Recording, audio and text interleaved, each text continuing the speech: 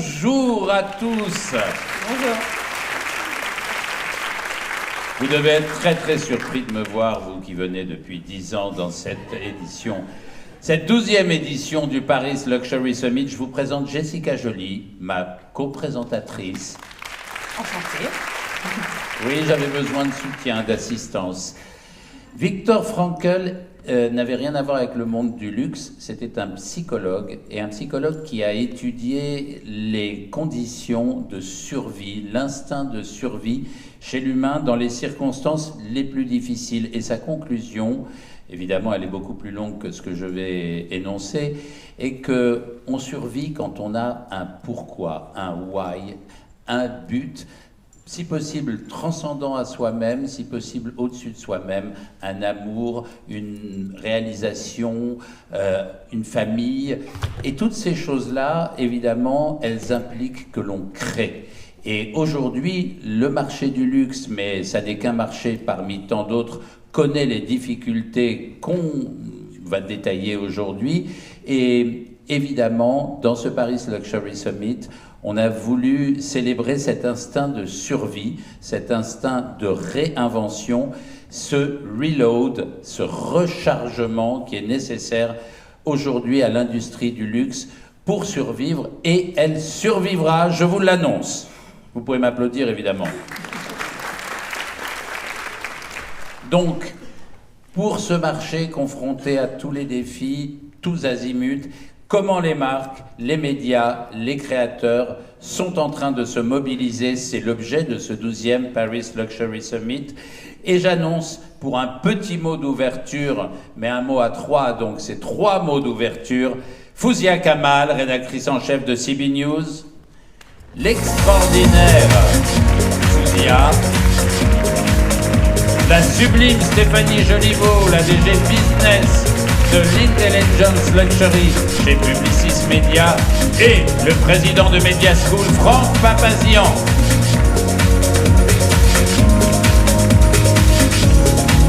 À vous les amis.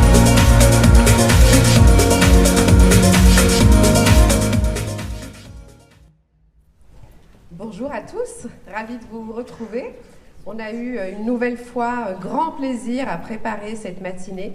Une matinée où, ensemble, on va partager des moments très forts, on va défricher, analyser, puis surtout, on va s'enthousiasmer, et on a bien besoin d'enthousiasme en ce moment.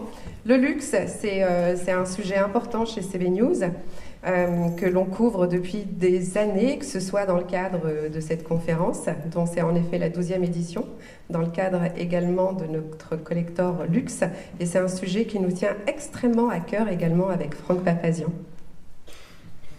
Merci Fouzia pour cette introduction. Stéphanie Joliveau, Fouzia Kamal, vous représentez Publicis et CB News. Et moi, je voudrais saluer cette alliance dans le temps, dans la durée, qui a fait du Paris Luxury Summit l'événement en fait consacré au luxe, un événement de très haut niveau évidemment, hyper intéressant, mais qui est accompagné par le collector luxe de CB News qui, moi, m'impressionne tous les ans, et cette année encore plus. Et je voudrais remercier le travail qui a été fait autour de vous, par les équipes de Publicis et par les équipes de CB News. Merci d'être là, chers amis. Profitez de cette matinée. Elle va être extrêmement riche, extrêmement intéressante et de très haut niveau. Et puis, lisez CB News parce que c'est vraiment une référence sur le marché. Merci à vous deux. On était vraiment ravis de travailler sur cette année 2025. Quelle folle année 2025. Comment on pourrait la résumer? Intranquillité, quête de longévité, quête de bien-être, valse créative, mais aussi post-vérité. On n'a jamais autant parlé d'identité. On n'a jamais autant parlé d'expérience live pour lutter contre la fatigue digitale. En revanche, il y a une constance, c'est le soft power français, de la culture, l'exception culturelle française. Et je voulais partager avec vous un livre qu'a écrit Nathalie Riquiel sur la définition de l'élégance à la française, donc qui célèbre à la fois les métiers d'art, l'art de vivre à la française, Et dans ce qu'elle dit, ce qui est très intéressant, c'est que finalement, ce qui va être important, c'est l'essentiel et non le superflu. C'est évidemment la quête du beau, c'est la quête du soin qui est plus que jamais très importante. On voit la progression de l'hospitalité. C'est aussi le hier et aujourd'hui. En fait, ce qu'on pourrait résumer là, cette année, c'est le forever now. On est dans cette tension permanente. Et ce que je vous propose ce matin, c'est de passer à Dancer in the Dark, à finalement ce que définit le Pantone 2026, Cloud Dancer en mode nouvelle page blanche, pour ouvrir une grande réflexion sous forme de conversation, mais aussi de provocation sur ce que doit être, en tous les cas, le luxe et les nouveaux business models des maisons demain. Merci à vous tous. Excellente matinée, merci. Merci.